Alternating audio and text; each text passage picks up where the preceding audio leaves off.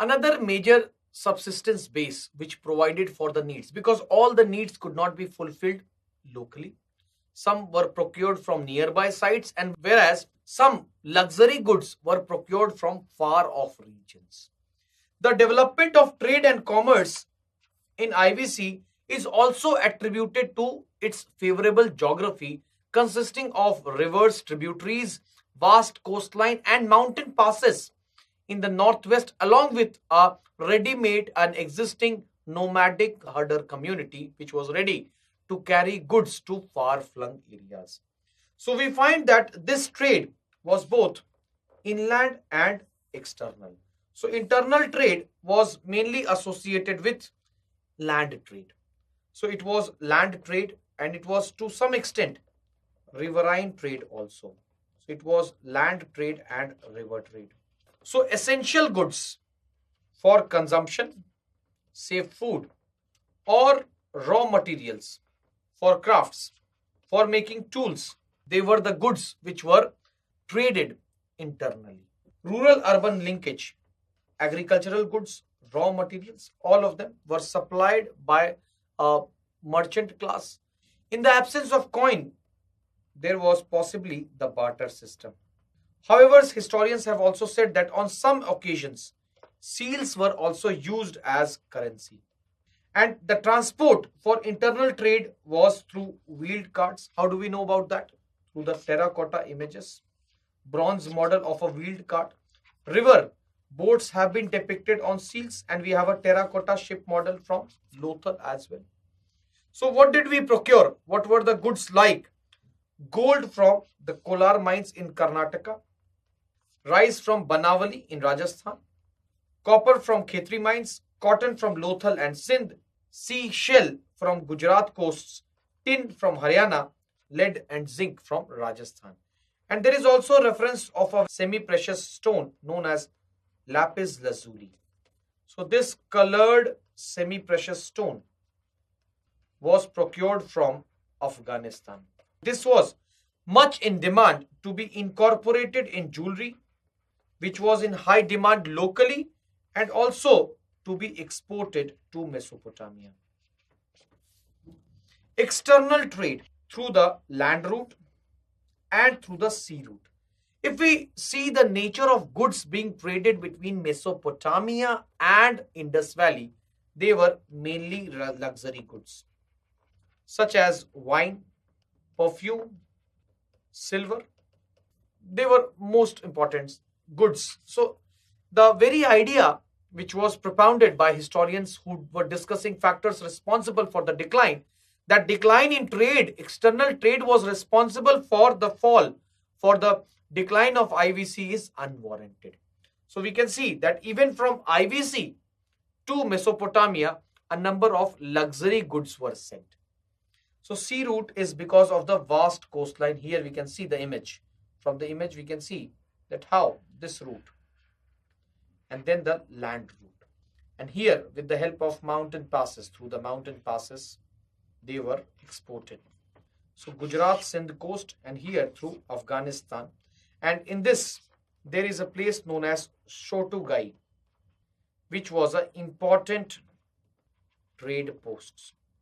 The Mesopotamian texts refer to their trade relations with Meluha, which is India, Dilmun, which is the present day Bahrain, and Makan, the present day Oman. So probably before reaching India, goods from Mesopotamia used to be exchanged on the ship at Bahrain and Makan. Also, besides the literary evidence of trade relations, we have concrete archaeological evidence in various sites of Mesopotamia, such as at Ur. Here we have Ur. Harappan seals, carnelian bead. Carnelian bead, we'll see how it looks like. A bead is a colored stone with a hole in between to be used along with the string as a jewelry. In IVC, Persian seal, Mesopotamian cylindrical seals have been. So probably these seals were used as currency. Sometimes these seals were used as currency when complementary goods demands were not there. Silver Harappan seal. A silver Harappan seal has also been discovered from South Turkmenistan. So at Shotugai, which is in Turkmenistan, it was an important exchange center. Speaking about seals, what were seals like? These seals were of various size. Some were large seals, which were known as tablets. We know what tablets are in the present era of technology and digitization. It was very similar in size, but of an entirely different build. And then there were small seals also. Sealings. Most of the seals were made of terracotta. Terracotta is a mixture of clay, mud, and grinded rocks, which is then solidified and given a shape. So terracotta was a common building material used for commoners and also for seals.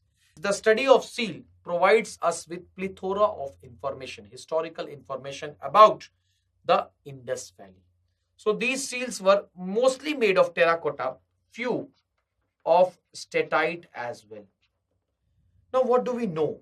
How can we reconstruct the history of Indus Valley through its seal? What are the various informations that we have derived on the basis of the study of seals? One, the religious life, the belief system. Fertility cult, image of mother goddess, Pashupati seal, male worship, nature worship, people tree, the human sacrifice, triangular cake, animal sacrifice, belief in ghosts and spirits, and also mythological creatures. So these seals, especially the depiction of unicorn. So they were also very creative. Their creative potential is also exhibited by the various images depicted on the seals. We also know a lot about their socio-economic life with the help of seals. The knowledge of script. Although the script has not been deciphered, but we know that there was some knowledge of script, and the script was used for accounting purpose. The seals, probably along with the script, were used for marking of goods to authenticate identity. The development of transport can be attested from the images of ship and boats on multiple seals. So the images of ship and boats. Items of daily usage also were depicted, such as pots. External trade relations, because of the discovery of Harappan seals in Mesopotamia and vice versa. And probably the seals were also used as currency on those occasions where barter was not available, when barter system was not possible. We do not know exactly about the nature of polity. We know that definitely there was an administrative setup which was responsible for standardization, which was responsible for maintaining uniformity, which was responsible for meticulous urban planning. But we do not know exactly what type of political structure it looked like.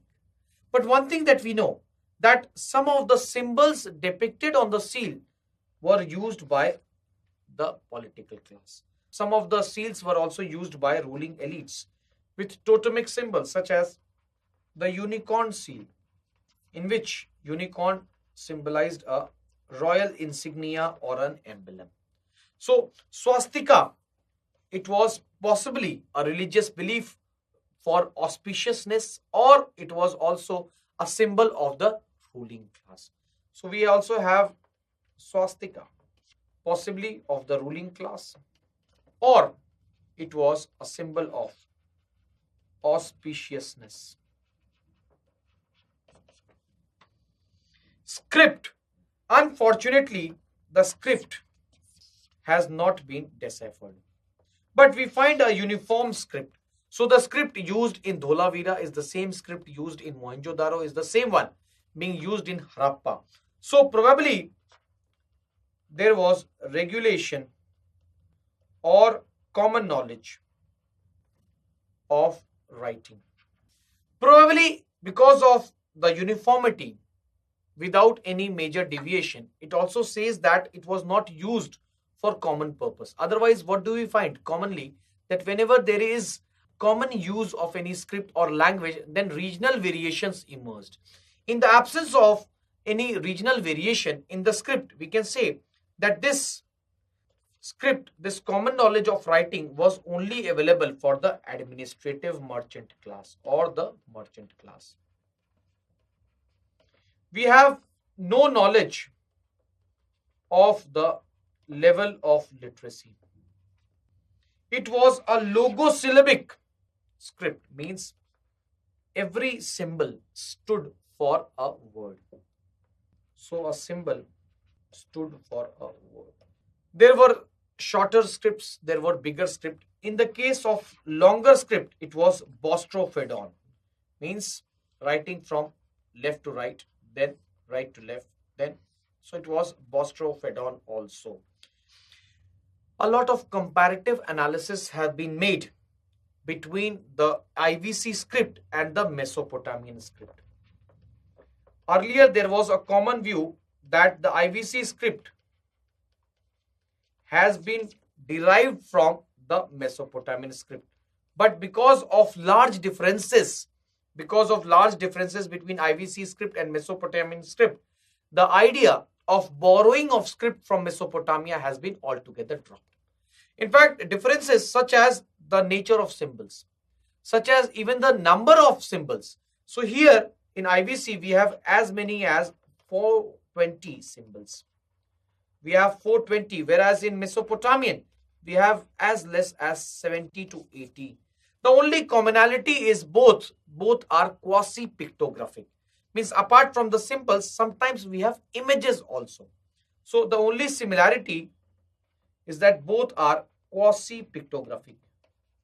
So we have symbols and images as well. What was the purpose of script? For accounting, for authenticating the identity of the maker and the owner. On some of the jewelry, some symbols, some script has been inscribed. Even if the jewelry maker was not literate, but he could at least recognize that this belonged to a certain person or to a certain community. It was also used to authenticate the merchant's identity, and probably it was also used for account keeping.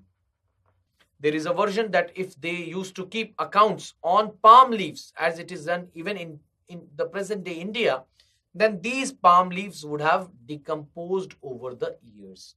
So we don't know much because we have not been able to decipher the script, but it tells us a fair deal of information about the IVC people.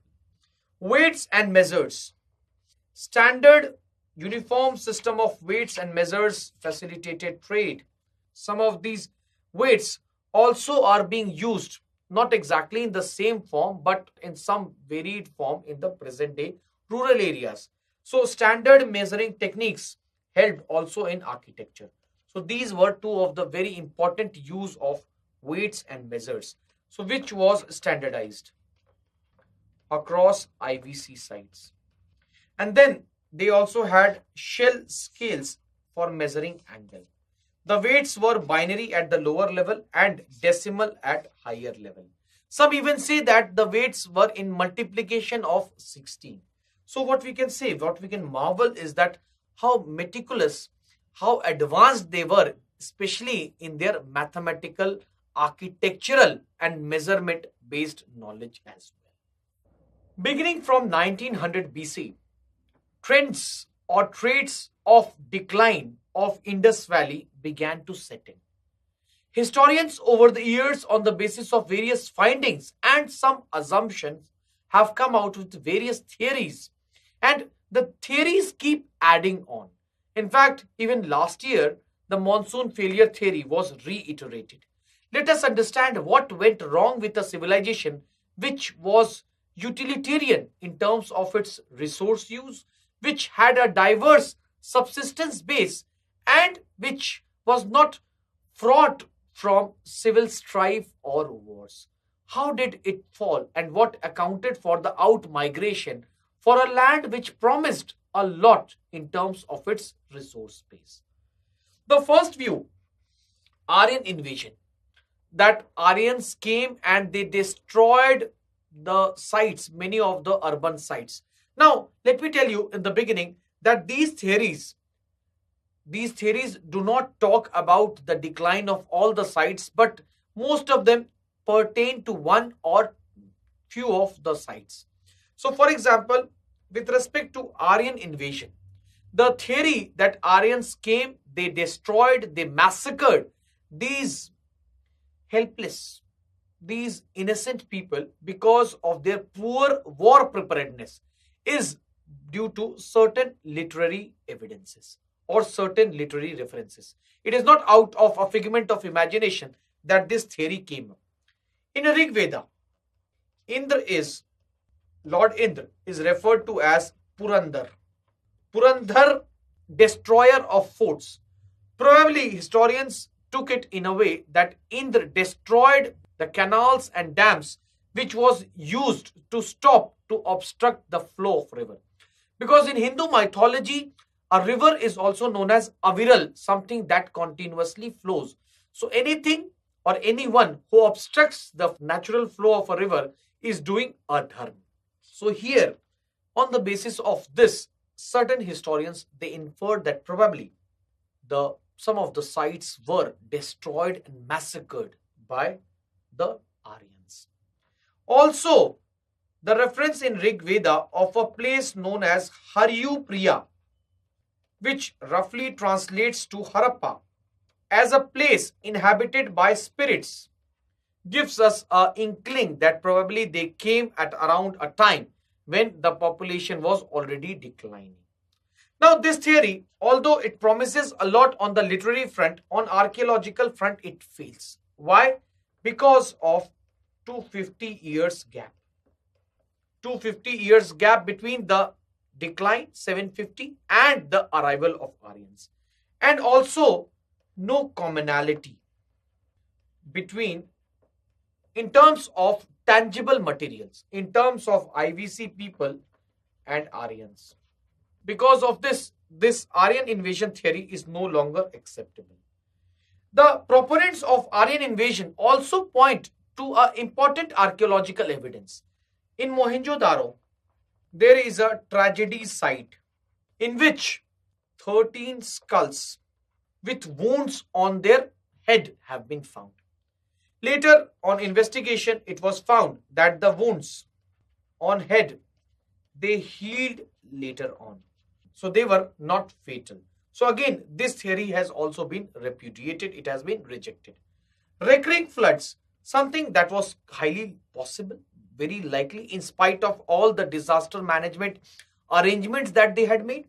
And also with respect to Mohenjo-daro, where 7 levels of silt is a type of fine grain, it is a sand which is deposited during flooding, has been discovered, giving rise to the view, credence to the fact that there was 7 times flooding of Mohenjo-daro.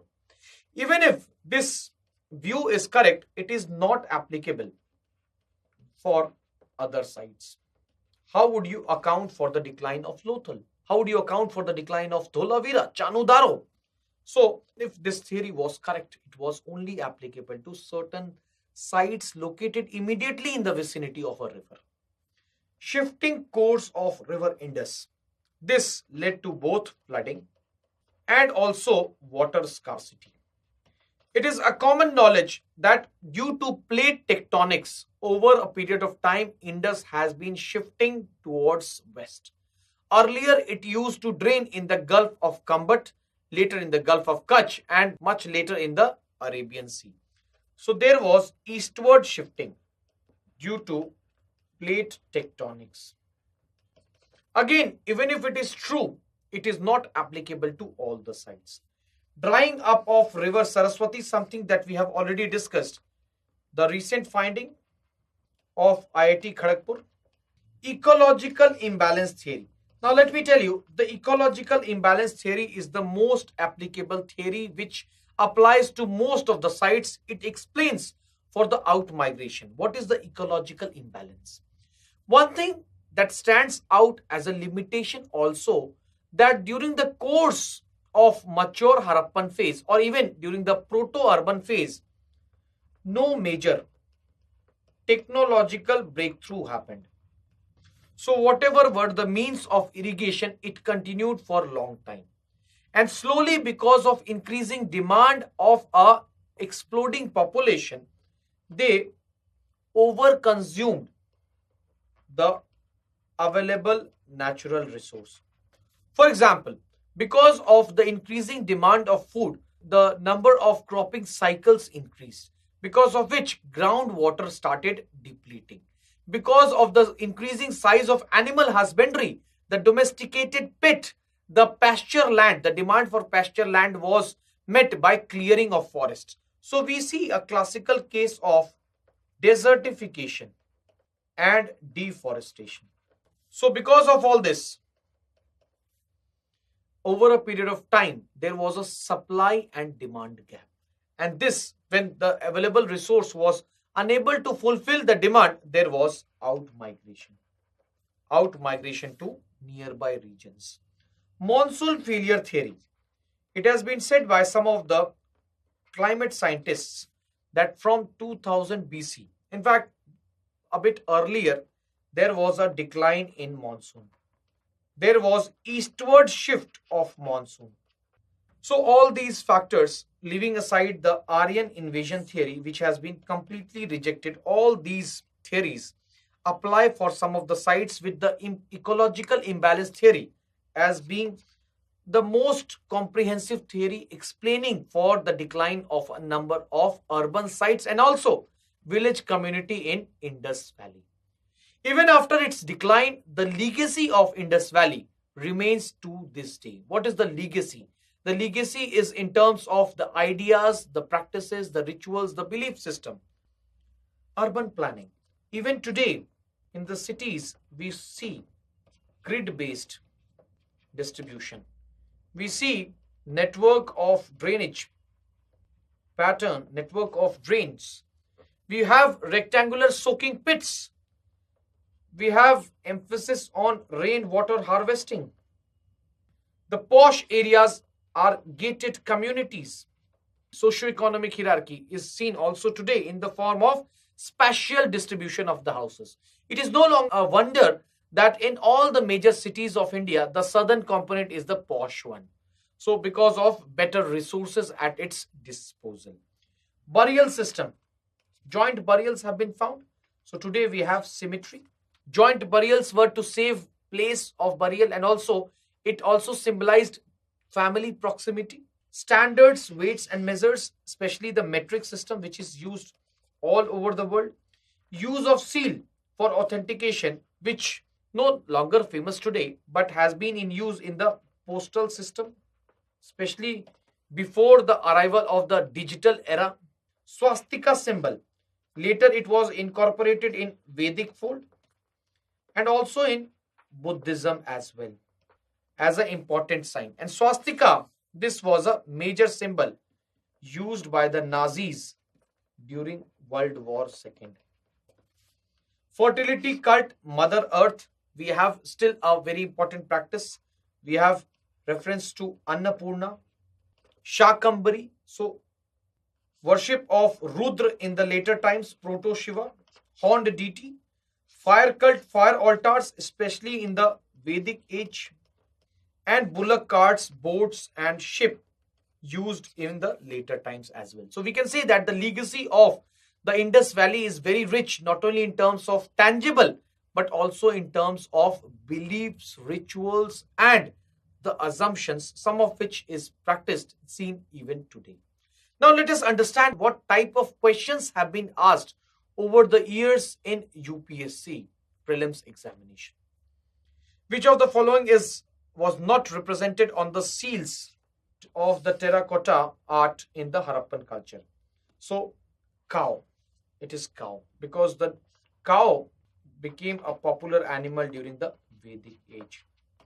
They used to have white buffalo as it has been found recently for dairy products. So even if there was knowledge of cow was not that popular. We have elephant, rhinoceros, tiger, all of them, and humped bull. Answer is A. Always remember to strike out this not whenever it is there in any question. Regarding the Indus Valley civilization, consider the following statements. It was predominantly a secular civilization. Religious element did not dominate the scene. Yes, even if it was there, it did not dominate because we don't have large number of religious structures. See, just to understand, get a additional perspective, understand the situation of Pallavas, Cholas. We see a large number of temple structures, temple complexes. So we also assume and we know that the temple complexes in the time of Pallavas, Cholas, Chalukyas of Badami, they played a very influential role. It was no longer the case with the Indus Valley people. Cotton was used for manufacturing textiles. Yes, there was knowledge of cotton. Answer is C, both 1 and 2. Which of the following characterizes the people of Indus civilization? They possessed great palaces and temples? No. So, because it is wrong, we can strike out A and C. They worshipped both male and female deities? Yes. They employed horse-driven chariots in warfare? No. This is something that we associate with Aryans. Answer is 2 only, that is B. Let us try to match ancient sites with important archaeological findings. We have plowed field from Kalibangan, dockyard from Lothal. So let us try to see if on the basis of even these two we are able to arrive at the right answer or not. So say in the case of A, we have 2. In the case of B, we have 1. So we can easily eliminate A and C. Dholavira and Banavali. So in Banavali, we have a terracotta replica of a plow, and in Dholavira, we have an inscription consisting of large signs of a Harappan script. So answer is B. With reference to the difference between the culture of Rig Vedic Aryans and Indus Valley people, which of the following statements are correct? Rig Vedic people used the coat of mail and helmet in warfare, whereas did not leave any evidence of them. Yes, it appears to be right. Rig Vedic people knew gold, silver, copper. Indus Valley people knew iron. None of them knew iron. So 2 is wrong. We can easily eliminate B and D. Rig Vedic Aryans domesticated horse, whereas there is no evidence of Indus Valley people being aware of the animal. So this appears to be tricky at times. But yes, there was no general awareness. We have only the sole evidence of horse bone from Surkotada. The answer is 1 and 3 are correct. Answer is C.